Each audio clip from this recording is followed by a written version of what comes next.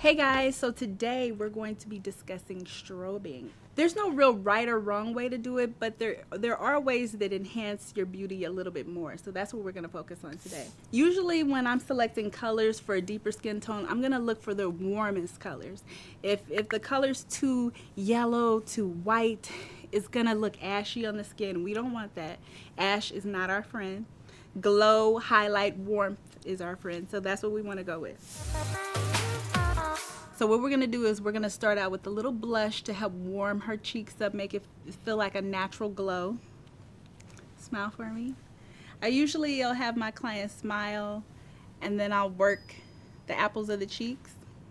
So now that we have a little rosiness to the cheek, I'm just going to take the leftover foundation that was on our sponge from earlier and just dab it around the edge. This way it's going to look like a natural blush and not like actual product on the face. My goal is always to make sure the person in my chair is going to still look like herself when she leaves.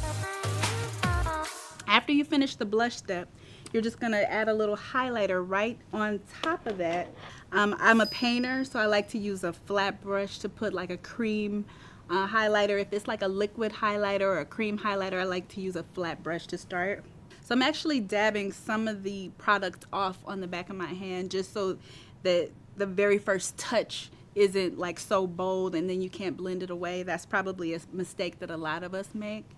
I usually like to tap directly onto the cheekbone just above where we put the blush, and then I take a tissue, I clean off the extra residue, not cleaning it completely, just dabbing it down, and then I feather away the edges. No one should see where your work begins or ends. And I got some of the product too far to the front of her face, and all I'm gonna do is take a little foundation and smooth that back out. Because remember, anything that's light jumps out at you, anything that's dark falls back. So now I'm gonna take a smaller brush and I'm gonna just use the product that I had left over on the back of my hands. This way you're not gonna get too much highlight, and I'm gonna use this to go right underneath the brow bone.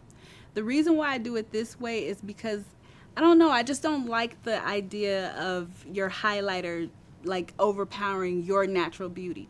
It shouldn't be, oh my God, her makeup is beautiful. It should be, oh my God, that woman is beautiful.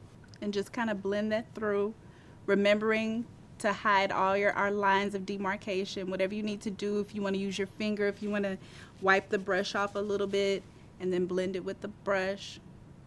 It's just your personal preference. So I'm just going to take that same small brush. I'm going to dab off some of the product on the back of my hand, and I'm just going to make a line down the bridge of her nose. I'll usually take a clean finger, just wipe it off on the tissue, and I'll just blend the sides of the nose off. So that sharp line that we just made, we're just going to soften that. So we're just going to keep them in these subtle areas down the bridge of your nose, on your cheekbones, the highlight of your brow bone.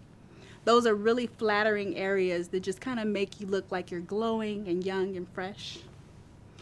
Another way that you can highlight is with a powder highlighter. So we're just going to take a little bit of our powder highlighter and dab it off on our hands, and then right down the bridge of the nose the exact same way.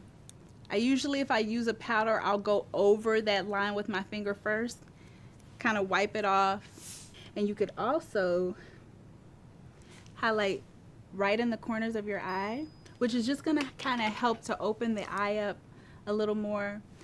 So I'll usually take a tighter bristle brush to highlight the inner corners, and then a fluffier bristle to wash it across the rest of the lid. And remember, in these back corners, you always want to dust towards the center.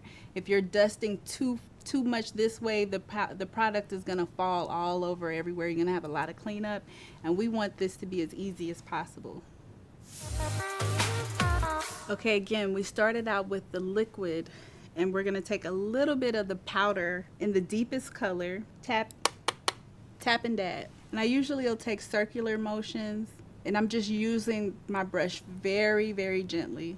It's better to start off light and add a little more as you go, as opposed to piling a bunch on and then having to take it down.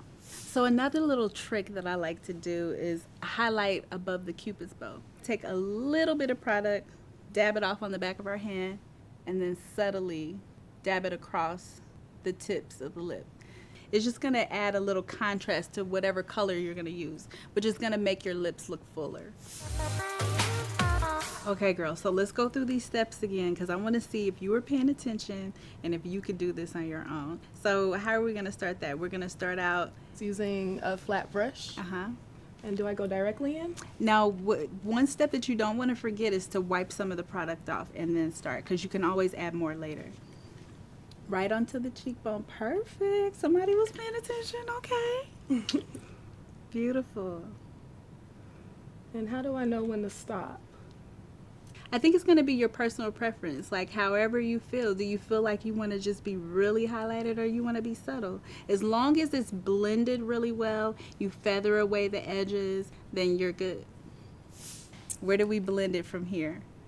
Under your brow bone? Exactly. But you use a different brush. I did use a different brush. Okay.